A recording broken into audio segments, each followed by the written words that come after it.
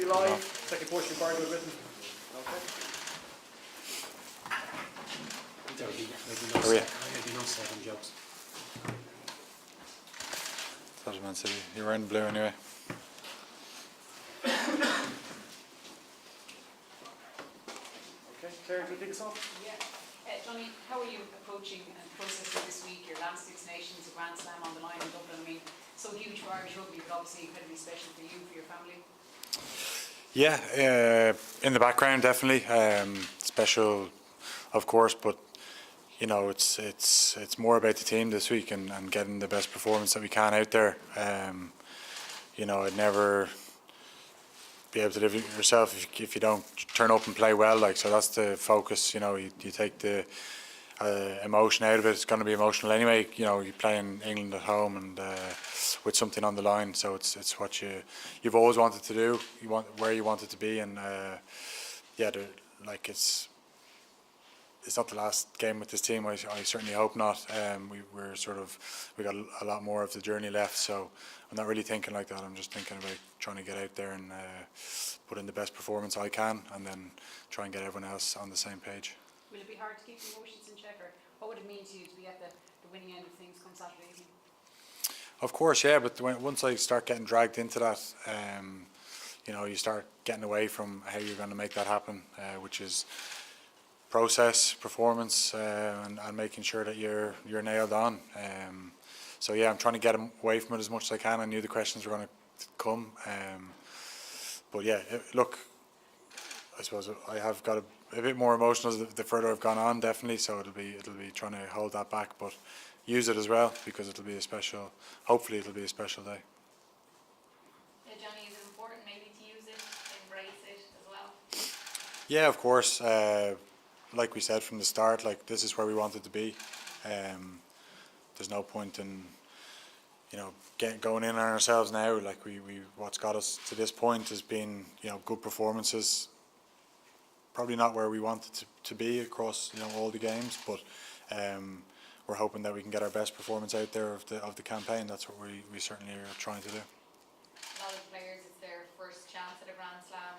They'll be probably naturally nervous there. Is it something that you talk about as a group or as a captain that you address with them? Yeah, we talk a lot, you know, together as a group, with Faz and the coaches about what mentality we need to have going into the game. You know, we do understand the challenge that's coming.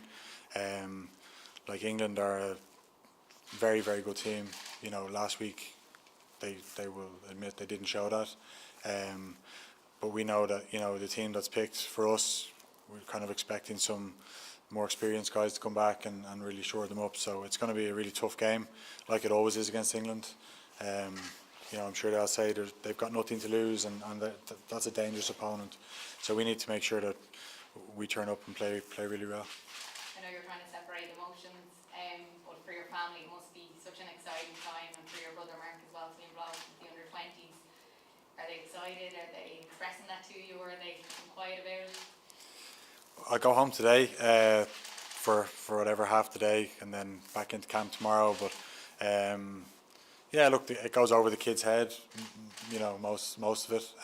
They do kind of come out with some mad stuff from the odd time, but you know, Luke is at the age now where he understands what's going on, and he's looking forward to coming and wants to come on the pitch at the end of the game. And he knows that he only comes on if we win. So you know, there's look, they're the things you try to make happen. You try and give your family special moments, the supporters, the Irish people. We talk about it all the time, but how we do that is playing well, and we need to really focus on that. You know, it sounds very simple, but it's hard to do in a final when, you know, you've got a lot going on. You got these questions being asked, and you got to sort of deal with it and then park it and really get involved in the process. Yeah. Johnny, as you approach your last Six Nations game, what has been the secret to your longevity in the international jersey, do you think? Probably, I'd say you get a better answer out of someone else. For me, luck, being able to touch wood, avoid those big injuries that you see cruelly happen to some players. You know, recently you talk, you know, Dan Levy, for example, top of his game, you know, the number 7 jersey, and it's all finished in one moment. Like, so luck is a huge part of it. Being able to bounce back from adversity, maybe, you know, I've had plenty of bad days, plenty of criticism, scrutiny, and just being able to bounce back from those bad moments, I suppose. Those two things maybe. You've enjoyed winning a Grand Slam away from home. How much would it mean to you to win a Grand Slam in Dublin, and how much are you hoping to try and savour every moment of that if it happens? Well, that's the bit that we spoke about from the start. It's never been done at home, and it's something that we identified very early and said, imagine this happening. Imagine having a shot at it at home in front of your family, friends, and you know, now it's a big occasion, and it's about dealing with that, embracing it, and keep repeating myself, but getting a good performance out there that warrants putting us in a position to win the game. And even though we're focusing a lot, obviously, on it being your last Six Nations game, is it because there's so much more to come this year that you're almost trying to set that to the side a little bit? Yeah, exactly. It doesn't feel like anything. I don't want to discredit. It doesn't feel like anything that, you know, your 100th cap or something like that felt. You know, you do feel that sort of sense of occasion. This is like it's the last Six Nations game, but there's so much ahead. Please God, with, you know, if you stay, like I said, stay lucky and avoid injuries, that you know, there's hopefully a World Cup ahead. Hopefully there's some knockout games with Leinster ahead in the Aviva. So yeah, it's not as I'm trying to get away from the fact that it's this big last thing. It's just a cup final, and that's all we're thinking about. Johnny, I think the last time maybe I remember going for a slam at home, 2003. Were you at that match as a fan? Can you remember? It's 20 years ago. So Ireland and England both going for the Grand Slam. Yeah, I do remember. Yeah, What's your memories of it? us getting stuffed. Were you there? I get confused sometimes with the Martin Johnson one, where he was injured for one of them and we beat them. Playing this one anyway. Yeah, he was playing that one. Yeah, so I think I was at both of them. Yeah, not a good memory as a fan, but I remember how good that English team were. They were amazing, and they won the Slam and went on to win the World Cup. So yeah, maybe. Parallel between your team now and England back then? Well, it would be certainly nice if we could win a Grand Slam. I'd take it now. I don't think it guarantees you anything going forward, but you know, it shows that you can win on the big occasion and perform on the big occasion. Yeah. Done your first game in Six Nations was against Yeah. England. What are your memories from that day? How horrible a day it was. I suppose the difference in, even so, I played in November the previous few months previous against South Africa, and I thought that was big. And you go to Croke Park and you play against the reigning world champions at the time. But then when you come to the Six Nations, it's a different level of expectation.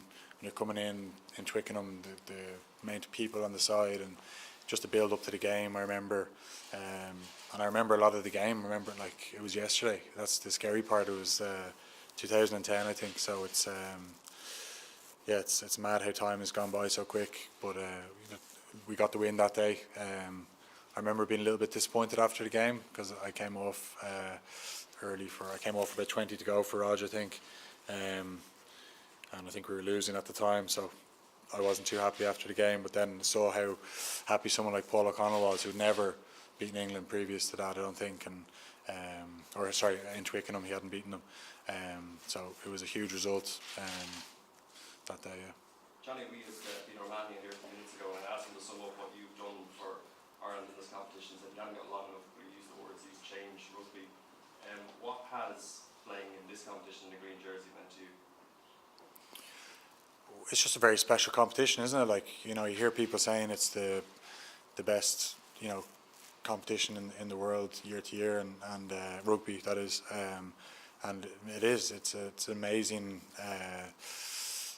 I suppose the sense of rivalries, the atmospheres, you know, the amount of people that travel last week to Scotland, even the French people when they came to Dublin, like it felt like it was almost like a neutral venue, the noise they're making, and it's those occasions. It's just it's remarkable. You don't get it in the other competitions, and it's yeah, it's a very, very special tournament. When you hear things personally?